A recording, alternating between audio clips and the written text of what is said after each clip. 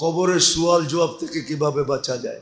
গতকালকে সূর্য ডুবার থেকে নিয়ে আজকে সূর্য ডুবা পর্যন্ত যে মারা যাবে শুক্রবারে, তার কবরে সুয়াল হবে না। কিন্তু আপনি কয়দিন চাইছেন আল্লাহ শুক্রবারে মউত দিন? কয়দিন 2 রাকাত পড়ছেন বলেন? আজকের থেকে নিয়ত করেন, ডেলি দোয়া করেন আল্লাহর কাছে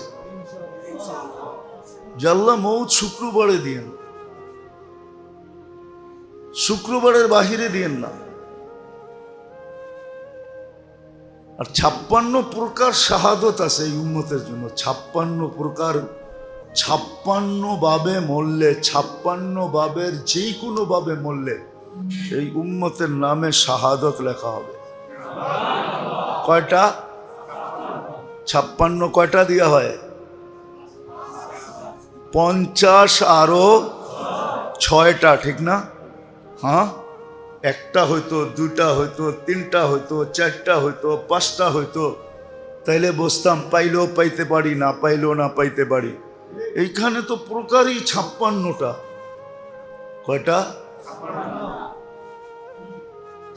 হাফ সেঞ্চুরিও না, হাফ সেঞ্চুরির উপরে। তাহলে তো প্রশ্ন উত্তরের সম্মুখীন না হওয়ারও সুযোগ আছে। আফসোস, কিন্তু কেউ তো শিখে না, কেউ তো জানে না, জানতেও চায় না। 56 ভাবে এই উম্মত শহীদ হবে, এই উম্মত শহীদ। আল্লাহ যেন এই উম্মতকে কাঠগোড়ায় দাড়ি করাইতে চান না। কেননা দাঁড় হইলেই তো বন্ধু হয়তো একটু চেহারা মলিন হবে, বন্ধুর চেহারা মলিন করতে চান না, হাস্য উজ্জ্বল রাখতে চান। কেননা আল্লাহ রঙ্গিকা লা ইউখজিকা ফি উম্মতি, আপনার উম্মতের ব্যাপারে আমি আপনাকে লজ্জিত করব না। আল্লাহ বন্ধুকে লজ্জিত করতে চান না, বন্ধুর চেহারায় বাজ দেখতে চান না, বন্ধুকে হাস্য উজ্জ্বল দেখতে চান। দুনিয়ায় যেমনই হয়ে গেছে হয়ে যাক, কিয়ামতের মাঠে যেন হয় না। এই জন্য আল্লাহ এক জাল বিছায়া দিছে। কথাগুলা বলার পিছনে একটা উদ্দেশ্য আছে, যাইতেছি আস্তে আস্তে ওই দিকে। একটু ভালো মতে বোঝান, কাজে লাগান, নাইলে এই জিনিসগুলোই কিন্তু দেখানো হবে যে তোমার জন্য এই সুযোগ ছিল, এই সুযোগ ছিল, এই সুযোগ ছিল, এই সুযোগ ছিল, একটাও তো তুমি কাজে লাগাইলে না। অপশন তো অনেকগুলো ছিল, আমরা তো 2-4টা অপশন রাখি নাই, আমরা তো অগণিত অপশন রাখছি, অগণিত সুযোগ রাখছি। তুমি একটাও কেন ধরলে না, ধরা দিলে না? তখন কি জবাব দিব? কি জবাব হবে ওই দিন? ওই দিন তো জবাব দিলে কাজে দিবে না। সত্য তো এটাই, মানুষ তো কাঁদবে। কিন্তু আজকে হুকুম আছে, ফালিয়াযহাকু কালিলান ওয়ালিয়াবকু কাসীরা। আজকে হুকুম আছে বেশি কাঁদো, হাসো কম, কাঁদো বেশি। কিন্তু একদিন তো মানুষ কাঁদবে, কান্না কোনো কামে দিবে না। কিন্তু আজকের কান্না কাজে দিবে। কান্না যদি নাও আসে, হ্যাঁ, কত মানুষই তো দেখি দুনিয়ার জন্য কান্নার ড্রামা করে, ঠিক না? ড্রামা বোঝেন? অভিনয় করে, কান্নার অভিনয় করে, ঠিক না? দুনিয়ার জন্য আল্লাহ তো কয় দুনিয়ালাদের দিল গলুক আর না গলুক, তুই কান্নার অভিনয় কর, আমাদের কুদরতি দিল গইলা যাবে, আমরা মেহেরবান হয়ে যাব। আবু বকর সিদ্দিক রাদিয়াল্লাহু তাআলা তো জিজ্ঞাসা করছে, জি ইয়া রাসূলুল্লাহ, কান্না যদি না আসে? আল্লাহ রাসূল বসে অভিনয় করলেও চলবে। অথচ আবু বকর সিদ্দিকের কান্না আসে না, এটা আবার প্রশ্নের কোনো বিষয় হয় নাকি? উনি তো সারাদিনই কাঁদতেন, ঠিক না? কিতাবে আছে। মক্কালার আয়েশা বলছে, আবু বকর কোরআন পড়ো তো পড়ো, ঠিক আছে, কিন্তু সাথে সাথে যে কাঁদতে থাকো, তোমার কোরআন পড়া একদিক দিয়ে আমাদের ঘরকে আউলায়া দেয়, তোমার কান্না আরেক দিক দিয়ে আউলায়া দেয়। 2 বাতাসে আমাদের ঘর সব উল্টে যাইতেছে, মহিলারা মন গইলা যাইতেছে, বাচ্চারা পর্যন্ত মুসলমান হওয়া শুরু হয়ে গেছে। কোরআন পড়ো পড়ো, সাথে কাঁদো কেন? উনি জিজ্ঞাসা করতেছে কান্না যদি না আসে কি করব? আল্লাহর কাছে তো অভিনয় গ্রহণযোগ্য। আজকে তো অভিনয় করতে পারেন, অভিনয় তো করি না, কাঁদবো তো দূরের কথা, কিন্তু একদিন তো কাঁদবে। ওই দিন কান্না তো কোনো কাজে দিবে না, শুধু কানবে, পানিও গড়াবে। কতটুক পানি জমবে এটাও কোরআনে হাদিসে লেখা আছে, কতটুক পানি জমবে, পানির মাত্রা কতটুকু হবে। তো যেটা বুঝাইতেছিলাম মেরে দোস্ত, সত্য এটাই। কেননা আল্লাহর ব্যবহার বন্দার সাথে বন্দার আগ্রহের উপরে হয়। এই জন্য হাদিসটা যদিও ছোট, আনা ইন্দা দন্নি আবদি বিহ, বন্দার আগ্রহ যেরকম হয়, ধারণা যেরকম হয়, আল্লাহর ব্যবহারটাও বন্দার সাথে এরকমই হয়। এই জন্য আগ্রহ থাকা চাই, আবার আল্লাহর সাথে ভালো ধারণাও রাখা চাই। তাইলেই কিন্তু কথাগুলা দ্বারা উপকৃত হবে। নাইলে জীবন তো তার গতিতে চলতেছে, আমাদের এখানে করণীয় কিচ্ছু নাই। জীবনের গতির উপরে মানুষের কোনো কন্ট্রোল নাই। কোনো পাওয়ার ব্যাংক আসে নাই, আর কোনো পাওয়ার ব্যাংক আসবেও না। কোনো মেশিন তৈরি হয় নাই, আর কোনোদিন হবেও না। জীবন তার গতিতে চলবে, একদিন আপনাকে আমাকে গন্তব্যে পৌঁছায় দিবে। আমরা থামলেও জীবনের যাত্রা কোনোদিন থামে না। এই যাত্রা অবিরাম চলতে থাকে, চলতেছে, চলতে থাকবে, আর একদিন গন্তব্যে পৌঁছায় দিবে। আর মৌতের কোল যেটা বলে, মৌতের কোলে ঢোলা পড়বে, আর যার কাছ থেকে আসছে তার কাছে পৌঁছা যাবে। কিন্তু আল্লাহ না করুক, আল্লাহ না করুক, যদি প্রশ্ন উত্তরের সম্মুখীন করে দেন, যদি আল্লাহ প্রশ্ন উত্তরের সম্মুখীন করে দেন, প্রশ্ন উত্তরের জন্য যদি দাঁড় করায় দেন, তাহলে সত্য এটাই, 50,000 বৎসরও লাগতে পারে এই 60-70 বৎসরের হিসাব দিতে। যদিও বলবেন 60-70 বৎসরের হিসাব দিতে 50,000 বৎসর কেন লাগবে? যুক্তিতে যদি এটা নাও আসে, কিন্তু দেখাইলে কিন্তু যুক্তিতে আসবে। প্রতিদিন 1,60,000 বার শ্বাস প্রশ্বাস নেই, মাসে কতগুলা, 60 বৎসরে কতগুলা, হিসাব করেন। প্রত্যেক শ্বাসের বিপরীতে শুকরিয়া কতটুকু আদায় করি, যে স্বাভাবিকভাবে যে শ্বাসটা নিতে পারলাম, ছাড়তে পারলাম, কোথাও কোনো বাধা সৃষ্টি হলো না। একটু বাধা দিয়া দিলেই তো কাইপা উঠবে। শ্বাস প্রশ্বাসের অক্সিজেন লেভেল যদি একটু কমায় দেয়, তাইলেই তো শ্বাস প্রশ্বাসে ব্যাঘাত ঘটবে। যারা ভেন্টিলেটরে আছে ওদেরকে জিজ্ঞাসা করেন যে তোমাকে ভেন্টিলেটরে কেন দিল, শ্বাস প্রশ্বাস নিতে কেমন লাগে? ব্যক্ত করা যাবে না, দেখানো যাবে না, কিন্তু চোখের পানি ছেড়া দিয়া বলবে কি যাতনা বিষে, বুঝিবে সে কিসে, কবু আসি বিষে ধ্বংসিনী যারে।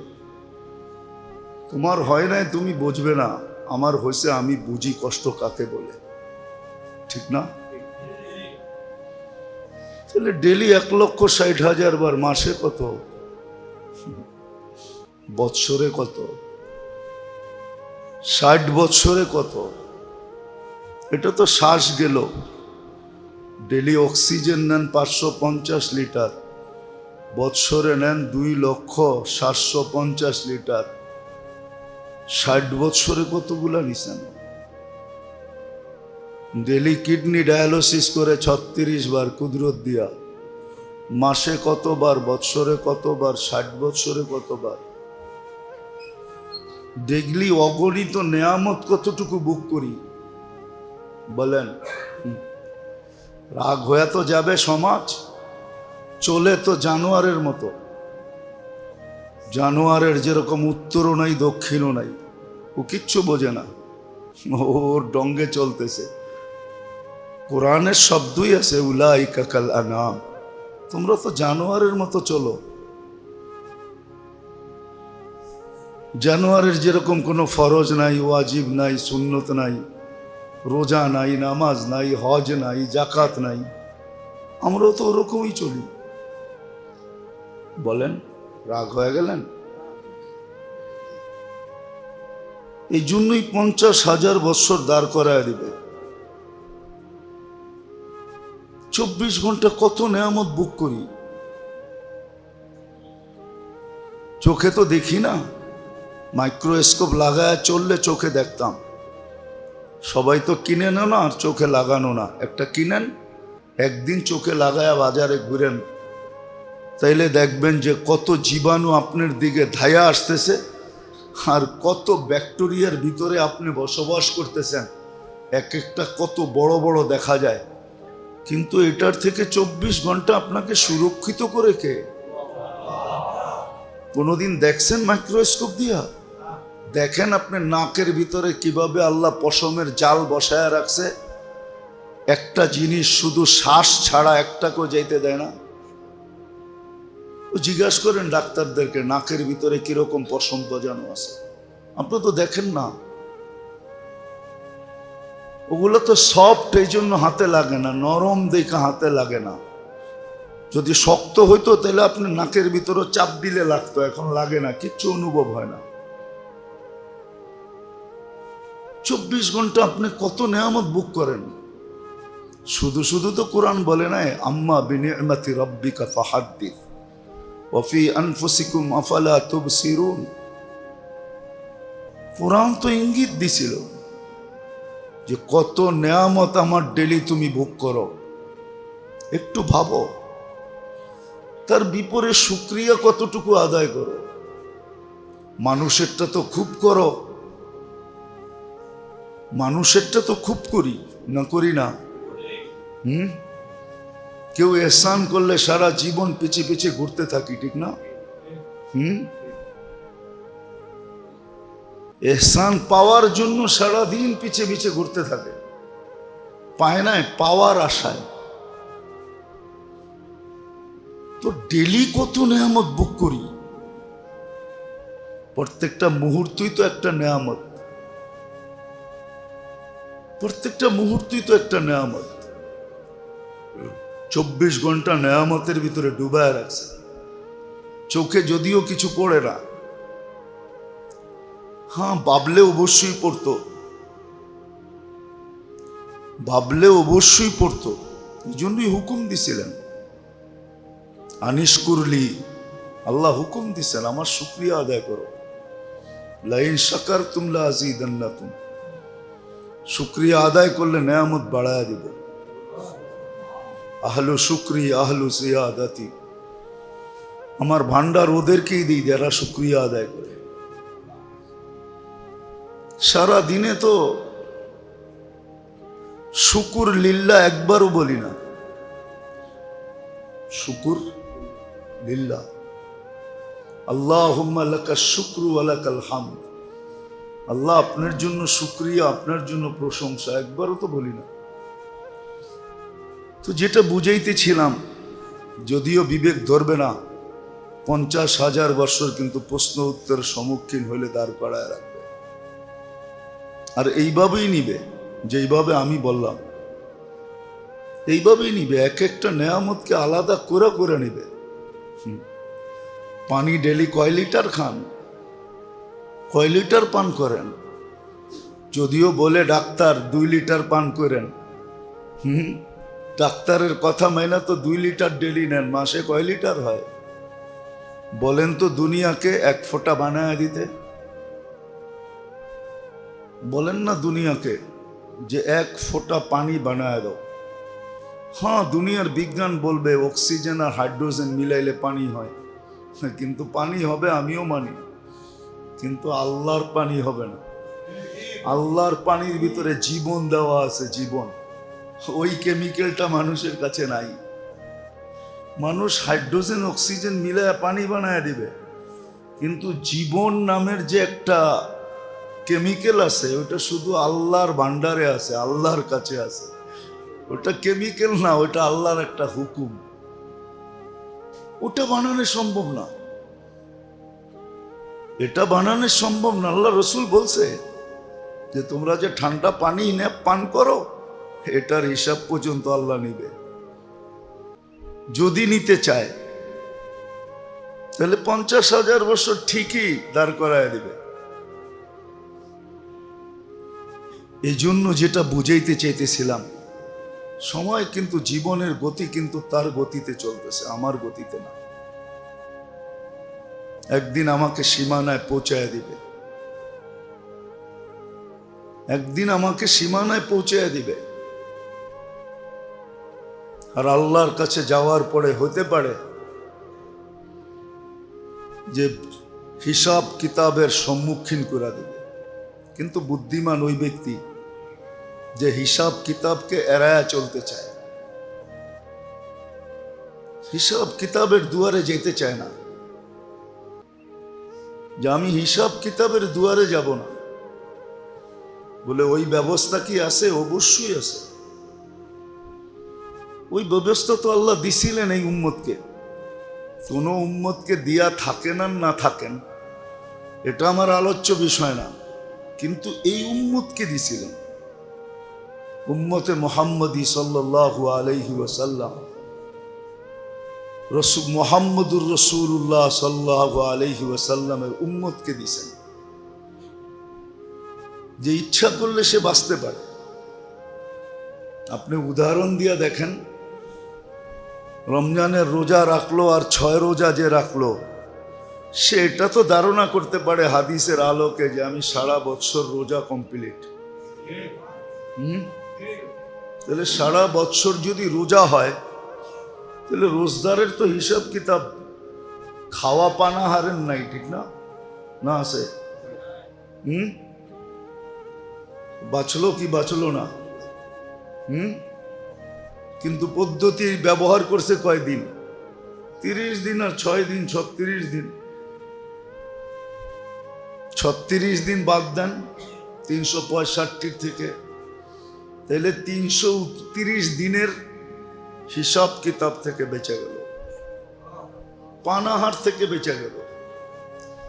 এক নামাজ থেকে আরেক নামাজ মধ্যবর্তী সময়ের জন্য কাফফারা স্বরূপ গুনাহকে মাফ করায় দেয়, মিটায় দেয়। 5 ওয়াক্ত যখন পাবন্দির সাথে পড়ল, তাহলে এটা তো বলা যায় যে 24 ঘন্টার গুনাহগুলা অটোমেটিক মাফ হয়ে গেছে।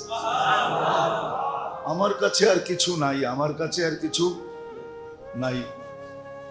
এতটুকুর পরে এতটুকু বলতে পারে, আমি যে সারা রাত্র ঘুমাইলাম এটা সওয়াবও লেখা হলো। সারা রাত্রের ঘুমের জায়গায় কি লেখা হলো? সওয়াবও লেখা হলো। মসজিদের দিকে যে আসলাম, কদম যদি আপনি গইনও আসেন যে আমার ঘরের থেকে মসজিদের দিকে আসতে কত কদম হয়, অত কদম গণার পরে আপনি বলতেও পারেন, দৃঢ়তার সাথে বলতে পারেন যে আমার এতটা গুনাহ মাফ হয়ে গেছে। যদি 100 কদম দিয়ে আসতে হয় তো 100 গুনাহ মাফ, 1000 কদম দিয়ে আসলে 1000 গুনাহ মাফ। ডেলি তো 1000 গুনাহ হয়ও না মনে হয়, গুনাহ তো একটার বদলা একটাই লেখা হয়, ঠিক না? উজু যখন করতেছিল, যদি সঠিকভাবে উজু করে থাকে সুন্নত অনুযায়ী, তাহলে উজুর শেষ শরীরের গুনাহ সব ঝরে গেছে। তাহলে গুনাহ রইল তো রইল কোন জায়গায়? এত গুনাহ তো সারাদিন হয়ও না, তারপরও আল্লাহ রসুল পদ্ধতি শিখাইছেন। যে প্রত্যেক নামাজের পরে সুবহানাল্লাহ সুবহানাল্লাহ 10 বার, আলহামদুলিল্লাহ 10 বার, আল্লাহু আকবার 10 বার পড়ো, 30 বার হবে, 5 ওয়াক্তে 150 বার। তুমি 150 পড়বা, 150 সওয়াব লেখা হবে, 1500 1500 সওয়াব লেখা হবে।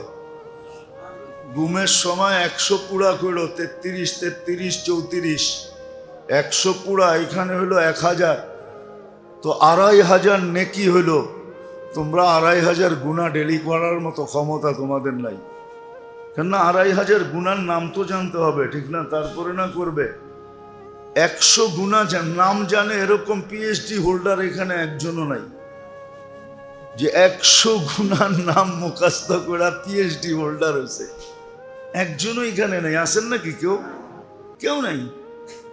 পদ্ধতি শিখাইছেন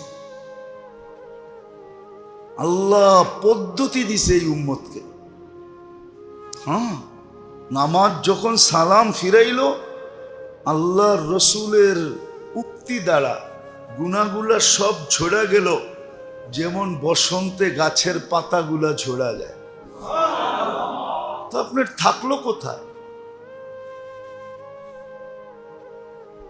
তো প্রশ্ন উত্তরের সম্মুখীন না হওয়ার পদ্ধতিও আছে, না হওয়ার পদ্ধতি আছে।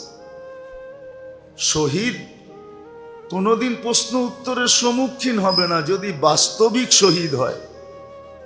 আল্লাহর খাতায় যার শাহাদত লেখা হবে, সে কোনোদিন প্রশ্ন উত্তরের সম্মুখীন হবে না। সে কোনোদিন প্রশ্ন উত্তরের সম্মুখীন হবে না। কিতাবে লেখা আছে, আমরা তো শিখি না। কবরের সুয়াল জবাব থেকে বাঁচা যায় এরকম একটা পদ্ধতি না, 60টা পদ্ধতি লেখা আছে। কয়টা? 60টা পদ্ধতি লেখা আছে, কিন্তু কয়টা শিখছি কোনোদিন জিজ্ঞাসা তো করি নাই যে কবরের সুয়াল জবাব থেকে কিভাবে বাঁচা যায়। গতকালকে সূর্য ডুবার থেকে নিয়ে আজকে সূর্য ডুবা পর্যন্ত যে মারা যাবে শুক্রবারে, তার কবরে সুয়াল হবে না। কিন্তু আপনি কয়দিন চাইছেন আল্লাহ শুক্রবারে মউত দিন? কয়দিন 2 রাকাত পড়ছেন বলেন? আজকের থেকে নিয়ত করেন, ডেলি দোয়া করেন আল্লাহর কাছে যে আল্লাহ মউত শুক্রবারে দিন, শুক্রবারের বাহিরে দিন না। আর 56 প্রকার শাহাদত আছে এই উম্মতের জন্য। 56 প্রকার, 56 ভাবে মরলে, 56 ভাবের যে কোনো ভাবে মরলে এই উম্মতের নামে শাহাদত লেখা হবে। কয়টা? 56 কয়টা দিয়া হয়? 50 আরো 6টা, ঠিক না? হ্যাঁ, একটা হইতো, 2টা হইতো, 3টা হইতো, 4টা হইতো, 5টা হইতো, তাইলে বসতাম, পাইলেও পাইতে পারি, না পাইলেও না পাইতে পারি। এইখানে তো প্রকারই 56টা। কয়টা? হাফ সেঞ্চুরিও না, হাফ সেঞ্চুরির উপরে। তাইলে তো প্রশ্ন উত্তরের সম্মুখীন না হওয়ারও সুযোগ আছে। আফসোস, কিন্তু কেউ তো শিখে না, কেউ তো জানে না, জানতেও চায় না। 56 ভাবে এই উম্মত শহীদ হবে, এই উম্মত শহীদ। আল্লাহ যেন এই উম্মতকে কাঠগোড়ায় দাড়ি করাইতে চান না, কেননা দাঁড় হইলেই তো বন্ধু হয়তো একটু চেহারা মলিন হবে। বন্ধুর চেহারা মলিন করতে চান না, হাস্য উজ্জ্বল রাখতে চান, কেননা আল্লাহ রঙ্গিকা লা ইউখজিকা ফি উম্মতি। আপনার উম্মতের ব্যাপারে আমি আপনাকে লজ্জিত করব না। আল্লাহ বন্ধুকে লজ্জিত করতে চান না, বন্ধুর চেহারায় বাজ দেখতে চান না, বন্ধুকে হাস্য উজ্জ্বল দেখতে চান। দুনিয়ায় যেমনই হয়ে গেছে হয়ে যাক, কিয়ামতের মাঠে যেন হয় না। এই জন্য আল্লাহ এক জাল বিছায়া দিয়েছেন। কথাগুলা বলার পিছনে একটা উদ্দেশ্য আছে, যাইতেছি আস্তে আস্তে ওই দিকে। একটু ভালো মতে বোঝান, কাজে লাগান, নাইলে এই জিনিসগুলোই কিন্তু দেখানো হবে যে তোমার জন্য এই সুযোগ ছিল, এই সুযোগ ছিল, এই সুযোগ ছিল, এই সুযোগ ছিল, একটাও তো তুমি কাজে লাগাইলে না। অপশন তো অনেকগুলো ছিল, আমরা তো 2-4টা অপশন রাখি নাই, আমরা তো অগণিত অপশন রাখছি, অগণিত সুযোগ রাখছি। তুমি একটাও কেন ধরলে না, ধরা দিলে না? তখন কি জবাব দিব? কি জবাব হবে ওই দিন? ওই দিন তো জবাব দিলে কাজে দিবে না। সত্য তো এটাই, মানুষ তো কাঁদবে, কিন্তু আজকে হুকুম আছে, ফালিয়াযহাকু কালিলান ওয়ালিয়াবকু কাসীরা। আজকে হুকুম আছে বেশি কাঁদো, হাসো কম, কাঁদো বেশি। কিন্তু একদিন তো মানুষ কাঁদবে, কান্না কোনো কামে দিবে না, কিন্তু আজকের কান্না কাজে দিবে। কান্না যদি নাও আসে, হ্যাঁ, কত মানুষই তো দেখি দুনিয়ার জন্য কান্নার ড্রামা করে, ঠিক না? ড্রামা বোঝেন? অভিনয় করে, কান্নার অভিনয় করে, ঠিক না? দুনিয়ার জন্য আল্লাহ তো কয় দুনিয়ালাদের দিল গলুক আর না গলুক, তুই কান্নার অভিনয় কর, আমাদের কুদরতি দিল গইলা যাবে, আমরা মেহেরবান হয়ে যাব। আবু বকর সিদ্দিক রাদিয়াল্লাহু তাআলা তো জিজ্ঞাসা করছে, জি ইয়া রাসূলুল্লাহ, কান্না যদি না আসে, তা আল্লাহ রাসূল বসে অভিনয় করলেও চলবে।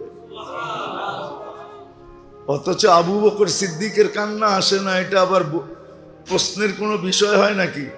উনি তো সারাদিনই কাঁদতেন, ঠিক না? কিতাবে আছে। মক্কালার আয়েশা বলছে, আবু বকর কোরআন পড়ো তো পড়ো, ঠিক আছে, কিন্তু সাথে সাথে যে কাঁদতে থাকো, তোমার কোরআন পড়া একদিক দিয়ে আমাদের ঘরকে আউলায়া দেয়, তোমার কান্না আরেক দিক দিয়ে আউলায়া দেয়। দুই বাতাসে আমাদের ঘর সব উল্টায় যাইতেছে, মহিলারা মন গইলা যাইতেছে, বাচ্চারা পর্যন্ত মুসলমান হওয়া শুরু হয়ে গেছে। কোরআন পড়ো পড়ো, সাথে কাঁদো কেন? উনি জিজ্ঞাসা করতেছে, কান্না যদি না আসে কি করব? আল্লাহর কাছে তো অভিনয় গ্রহণযোগ্য। আজকে তো অভিনয় করতে পারেন, অভিনয় তো করি না, কাঁদবো তো দূরের কথা, কিন্তু একদিন তো কাঁদবে। ওই দিন কান্না তো কোনো কাজে দিবে না, শুধু কানবে, পানিও গড়াবে। কতটুক পানি জমবে এটাও কোরআনে হাদিসে লেখা আছে, কতটুক পানি জমবে, পানির মাত্রা কতটুকু হবে। তো যেটা বুঝাইতেছিলাম মেরে দোস্ত, সত্য এটাই, সত্য এটাই। আজকে সুযোগ আছে, আজকে জীবনের মূল্যায়ন করা যায়, কেননা জীবনের গতি আমাদের কাছে না, জীবন যিনি দিছেন ওনার কাছে। এই জন্য জীবন অবিরাম যাত্রী, কোথাও বিরামহীন যাত্রী, কোথাও দাঁড়ায় না, চলতে থাকে, চলতেছে। কিন্তু হ্যাঁ, এটাকে কাজে লাগানো, এটা হলো বুদ্ধিমানের কাজ। আছে কিছু বুদ্ধিমান দুনিয়াতে এখনো আছে, যারা এখনই প্রস্তুতি নিতেছে। ওমর রাদিয়াল্লাহু তাআলা আনহুর কথা মতো, হাসিবু ক্বাবলা আন তুহাসাবু, তোমার হিসাব তুমি ডেলি কষো। এজন্য আল্লাহওয়ালারা বলে, আল্লাহওয়ালাদের বলা ছিল, এখনো বলেন, নিয়মও ছিল, ঘুমানোর আগে যোগ বিয়োগ করে ঘুমানো, যে আজকে গুনাহ কয়টা করলাম, নেক কয়টা করলাম। যদি দেখা যায় নেক কম হয়ে গেছে, গুনাহ বেশি হয়ে গেছে, তাইলে গুনাহ নেক বাড়ানোর কোনো অসুবিধা নেই। আমি ছোট একটা দেখাইতেছি, সুবহানাল্লাহি ওয়া বিহামদিহি, যে 100 বার পড়লো সুবহানাল্লাহি ওয়া বিহামদিহি, যে 100 বার পড়লো 1,25,000 নেকি পাবে। পড়তে 3 মিনিট লাগে, উঠতে 4 মিনিট। সুবহানাল্লাহি ওয়া বিহামদিহি, সুবহানাল্লাহি ওয়া বিহামদিহি, উঠতে 5 মিনিট লাগে। গুনাহ কতটুকু মাফ হবে এটা বাদই দিলাম। সমুদ্রের ফেনা পরিমাণ, গাছের পাতা পরিমাণ, বালুর কণা পরিমাণ গুনাহ মাফ হবে। যদি ঘুমানোর আগে 100 বার পড়া ঘুমায় গেল, 1,25,000 গুনাহ হওয়া তো কোনো কথা না। এরকম আরো অনেক আছে।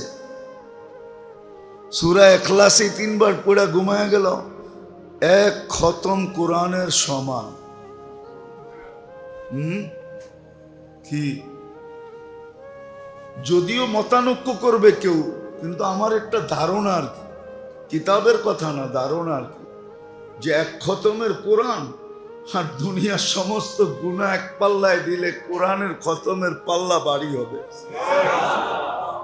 ওটা তো 3 বার সূরা ইখলাস পড়লেই পাইতেছেন, ঠিক না? এতটুক তো করে ঘুমানো যায়। এতটুক না করা যায়, কমসে কম হাত দুটা উঠায়া আল্লাহ তওবা করে ঘুমাইলাম, এতটুক তো বইলা ঘুমানো যায়, তাইলেও তো হয়। এই জন্যই আল্লাহ বান্দাকে সুযোগ রাখছেন। এই কথাগুলো এই জন্য বললাম যে এখন কিন্তু জিকাদা চলতেছে, পরের মাসটাই জিল হজ্জা আসবে, পরের মাসটাই মুহররম আসবে। এই উম্মতকে হুকুম ছিল যে কমসে কম 4টা মাস আল্লাহকে লজ্জা করো। গুনাহ না করা মানি হলো আল্লাহকে লজ্জা করা, গুনাহ করা মানি হলো আল্লাহকে লজ্জা করলো না, লজ্জা পাইল না। দেখেন না, অনেক সময় দেখি আমরা এই ছেলে, অনেক সময় দেখি আমরা, আপনারা খেয়াল রাখেন না, এটা তো ও গুনাহগার, যে ডোকে সেও গুনাহগার হয়, আপনারও হন।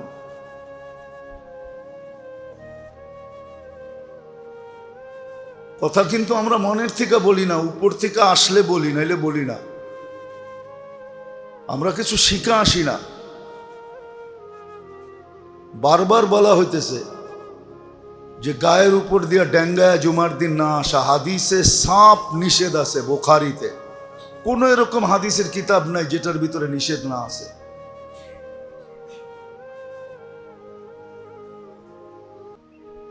রাগ হেন না, আমরা ভালো চাই, খারাপ চাই না।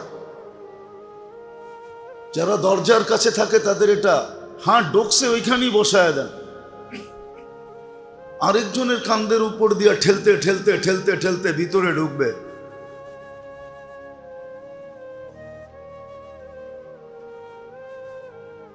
দিন মনে হয় আমাদের আসতেছে যে জুমা আমাদেরকে ঘরে পড়তে হবে।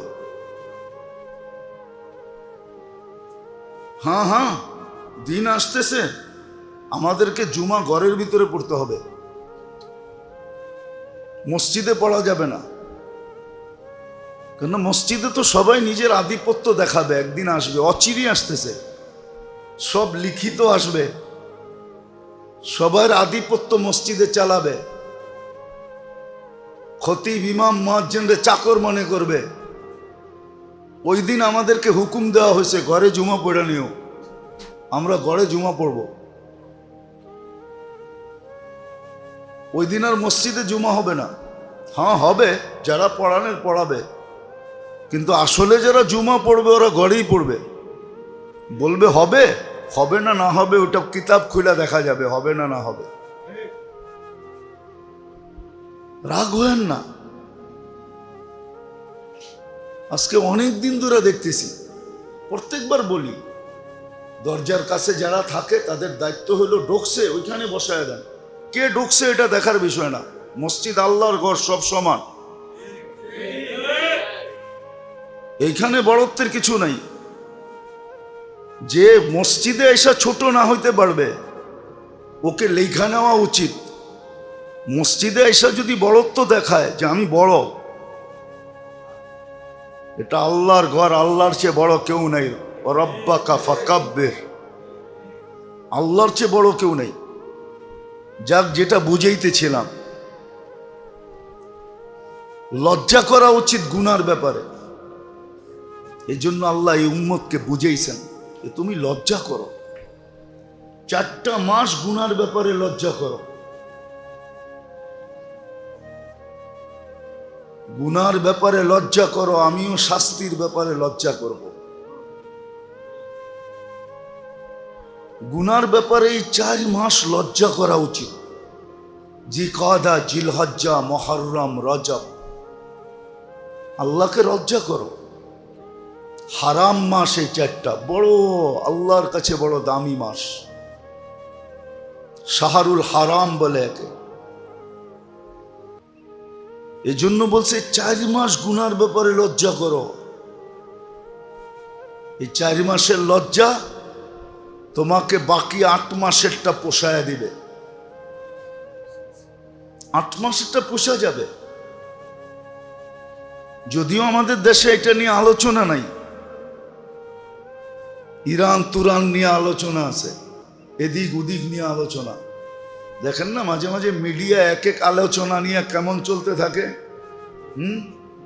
হ্যাঁ, খায়া না খায়া কোনো কাম নাই, এক এক আলোচনা নিয়ে সারা মিডিয়া তোলপাড় চলতে থাকে, ঠিক না? এখন একটা নিয়ে চলতেছে, আমি বলতে চাইতেছি না, যারা মিডিয়া দেখে একটা নিয়ে তোলপাড় চলতেছে, ঠিক না? যার যেমনে মনে চায় সমাধান দিতেছে। আসল এটা না, আসল যেটা আলোচনা হওয়ার দরকার ছিল যে এই 4 মাস উম্মতের উচিত, আমাদের উচিত গুনার ব্যাপারে আল্লাহকে লজ্জা করা উচিত। লজ্জা করা উচিত যে আমি 4 মাস গুনাহ করব না। সাধ্য অনুযায়ী, ইচ্ছাকৃতভাবে। হ্যাঁ, ভুলে হয়ে গেল, তাহলে এটা তো আগেই ঘোষণা আছে, রুফিয়ান উম্মতি আল খাতাউ ওয়ান নিসিয়ান। আল্লাহর রসুল আগেই ব্যবস্থা করায় রাখছেন, আল্লাহর থেকে সিগনেচার করায় নিছেন। আমার উম্মত যদি ভুল করে তাহলে কি করবেন, ওটাও কি ধরবেন? তা আল্লাহ বলছে, বন্ধু আপনার উম্মত ভুল করলে মাফ করে দিন। ভুল করলে কি? হ্যাঁ, মাফ করে দিন। ভুল করলেও মাফ করে দিমু, ভুলে করলেও মাফ করে দিমু। একটা হলো ভুল করা, যেরকম করা দরকার ছিল ওরকম করে নাই, ভুল করছে। আর একটা হলো ভুলে করছে, দুটোটা মাফ করে দেব। এটা সিগনেচার করা আছে, মাফ করে দিব।